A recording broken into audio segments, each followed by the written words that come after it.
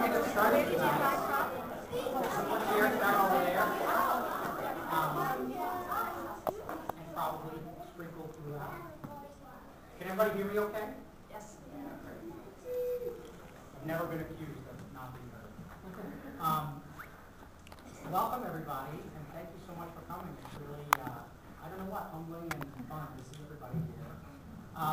Just so you know, this is, you've probably figured out already that this is a real family affair. Michelle and her friend Mary Moore, who's back there, made goodies that you're eating, and my girls and like 17 other people are selling books over there. Josie's probably skimming money off the top. But thanks to my family and everybody for being very supportive. I really appreciate it.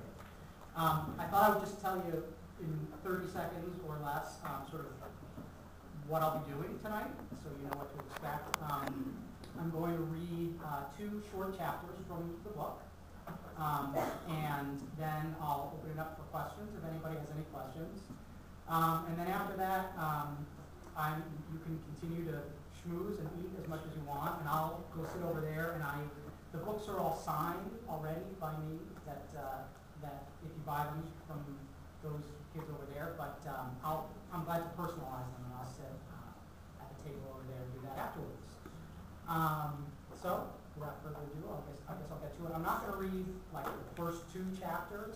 I'm reading the very famous chapters 11 and 15, which I think, first of all, do some good explaining of kind of some plot elements, but also I hope give you a feel for what the book is all about. So, with that said, I'll get started. The narrator of the book is a 4th grader named Paul, and you will also meet, in this chapter at least, his good friend Seth and some other kids, some teachers and principal at his school. And then in the 2nd chapter that I'll read, you'll meet Paul's sister Jonna and his parents. So, everybody ready? We're ready. So this is the famous chapter 11. Oh, and the book is called I Cannot Tell a Lie at George Washington Elementary. I didn't say that. I'm supposed to beforehand. On rainy days at school, instead of having recess outside on the playground, we have recess inside in the gym. Those inside recesses are basically total chaos. Giant red rubber playground balls flying everywhere, jump ropes whipping around inches from kids' faces, sneakers squeaking, shouts and screams, packs of kids running around like wolves. You get the idea. Well, the next morning when I got to school, the whole school building sounded like inside recess in the gym. It was insane. I ran to my classroom and slammed the door shut, but it wasn't much better in there. I practically bumped into 2 girls from my class, Violet and Victoria, who were standing near the door. Vi and Vic have been best friends as long as anyone can remember, since before kindergarten at least, and they often called each other in the morning before school so they could wear matching outfits. They were joined at the hip, as Mrs. Groom likes to say, but not this morning. They were screaming at each other. I knew it was you, Vic shouted, jabbing her finger into Vi's chest. Get your hands off me, Vi shouted back, slapping away Vic's hand. You'd better give it back right now, Vic screamed. Or what? Vi asked sarcastically. Or I'll...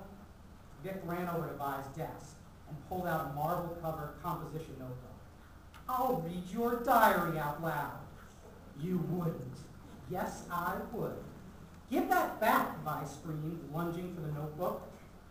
Vic pulled away. You give me back Fizzy, and I'll give you back your diary. So that's what this was about. Fizzy, Vic's purple stuffed Care Bear, had been missing for a month, and no one knew who had taken it. I guess it had been Vi all along. I don't have Fizzy, Vi protested. He's at home. Well then, I guess I'll just have to start reading your diary, Vic said. Don't you dare, Vi screamed, and then she threw herself at Vic. I managed to jump out of the way just in time before I got knocked over.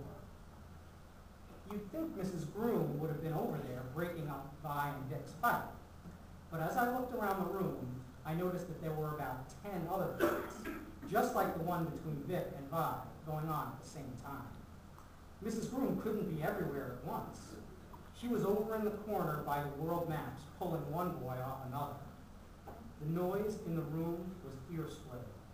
Seth was sitting on top of his desk, ducking out of the way of flying books and pencils, his hands clamped over his ears. I caught his eye and waved him over to me. He came running. "This is crazy," I shouted over the noise. "I think my ears are bleeding," Seth complained. "Let's get out of here," I suggested. We slipped back out through the classroom door. It wasn't exactly less noisy in the hallway, but the noise was different. Less high-pitched and screechy, more deep and rumbling. It was the sound of adults shouting at each other instead of kids. Seth and I walked down the hall and around the corner, and then we stopped.